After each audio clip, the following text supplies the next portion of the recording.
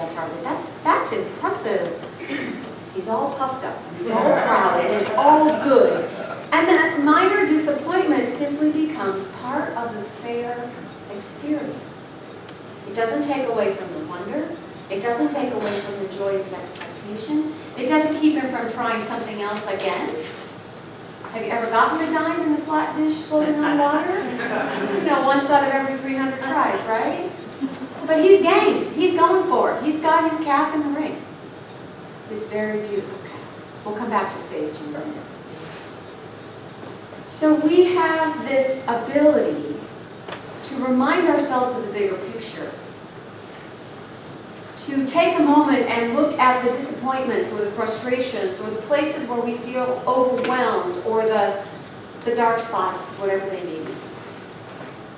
And remind ourselves that that is not the only thing. The part, the piece, is not the whole. So if you look at the stained glass window, there's light shining through the window. And you see even the darkest brown corner there. There is a little bit of light coming through so that you can tell what color it is. If there were no light coming through, you wouldn't be able to see the color at all.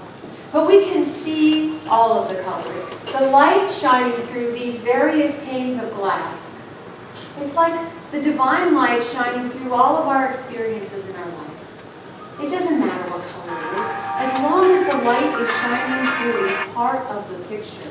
It's part of our life story. It's part of the good that we are. It's beautiful. Because the light comes from the heart. And the heart comes from God. And when it's love, and it's from the heart, it's beautiful. It has to be. It has to be. So in your own life, those places where you get stuck, those places where you get pulled, you know, when I get sad about my mom, when I worry about something, now I know ministers are not supposed to worry, but it's funny how it can creep on you at 2 in the morning when you wake up. You know, when that little tornado starts to spin, the antidote is what? The antidote is to go back to a place of peace, to go back to a place of love, to go back to the heart. Get out of your head. Get out of your head. Your head is one tool. It's like trying to use a hammer to fix everything. It works on some things, it doesn't work on others. However, the heart always works. Love always works.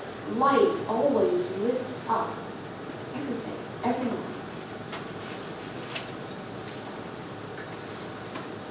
Another thing that happens when you're cruising down that hill to awesomeness, you know, downhill is an easy glide, right? No effort required, a little directional navigation, that's it. But you're cruising into awesomeness.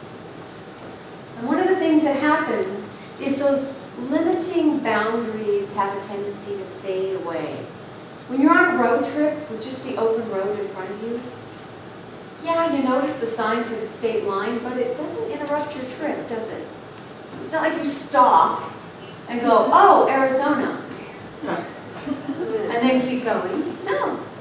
It's sort of a false boundary. It's there, but it doesn't matter. So, how many of you know a farmer? Yeah. How much do farmers talk? Like chatter? Like gossip? Like not at all? No. No, farmers do what they do. And it's usually work, and it's usually really early in the morning. Have you noticed that? Even when they're out in the light of day, they don't talk much. So going through the barn with Sage. Remember, Sage is Sammy's calf. Sage is beautiful. She's brown and white and not very big and very fine-boned, and she walks very sweetly, and she doesn't give Sammy a hard time, unlike some other calves, like the one his brother had. We'll talk about her later. So Sage is just prancing along as pretty as you can be, and this farmer comes out and stops in the barn and looks at her and says, oh my goodness, look at that. All right, now let me just explain. This is a county fair miracle on so many levels. The first level is the farmer volunteered conversation about someone else's animal. And granted, it was a kid, and we're all there for the kids, and it's 4-H, and that everybody's supported, but this is a big deal.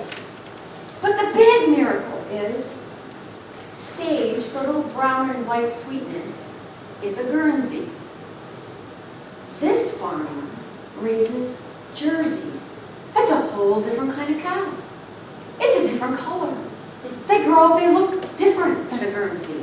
This is a big deal in a farmer's mind. So for the Jersey farmer to appreciate the Guernsey calf that is not part of his barn, not even his kid, is the ability to transcend artificial boundaries in the joy of the moment. Because the truth is, he was delighted. That calf is beautiful. Another farmer had told Pat to tell the owner of the calf, you should take that calf to state fair. This is a community of people that understand community, right? They pull together, they come together for the fair, everybody's there under one roof, and those boundaries disappear.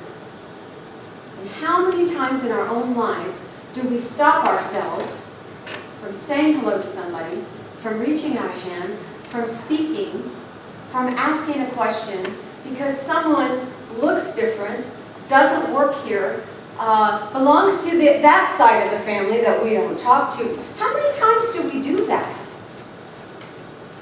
And yet when you're cruising down the hill to awesomeness, none of that stuff matters. None of that stuff matters.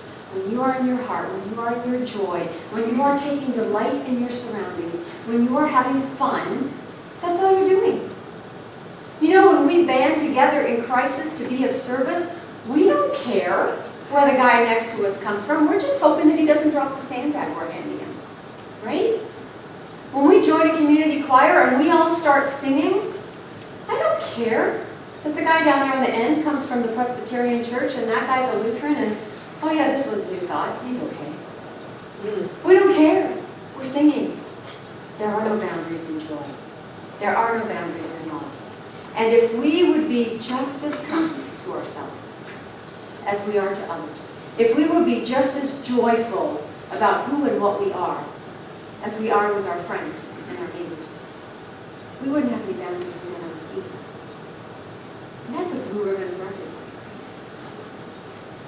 It's interesting, you know, because the fair, in some places, in some ways, is a competition, right? There's blue ribbons, there's grand champions, there's your cow is better than my cow, etc. Your quilt, your pie, your flowers, your veggies, whatever you brought. But the judge in the ring did some interesting things. When the little kids came out with their calves, everybody got a ribbon. Not because everybody needs to feel good, but he said because everybody out here worked hard to get here and they did their best. And that's worth recognizing. Right? Now there's another time those same kids go into the ring and they're looking at the calves and not the kids. And that is about the structure and the breeding and the form and the, you know, how beautiful is this animal. And that is a comparison. Right? That is a contest, so to speak. But it's really not about the winning and losing. It's about the showing up, and it's about being in appreciation, validating the hard work that those kids do. So in the middle of the showing of the calves on the first or second day, I forget which, the heavens opened up. And the arena is a metal roof, so rain's coming down, and it's loud. I mean, there's no denying that everything else on the fairgrounds just stopped. Now, again, perspective. If you're a kid, oh, been waiting in line, now the ride's off, and you can't go on it until it dries out, and oh, now what are you going to do? But inside the ring, the judge did a really cool thing. He stopped and he said, you know, farmers don't get a day off. So how wonderful is it that everyone is already here for the fair, and it's raining, which we need, and the farmers aren't losing another day of work because we're here doing this, and let's just take a moment and be grateful for that. Wow. So it was like a little pause to appreciate that it's all for good.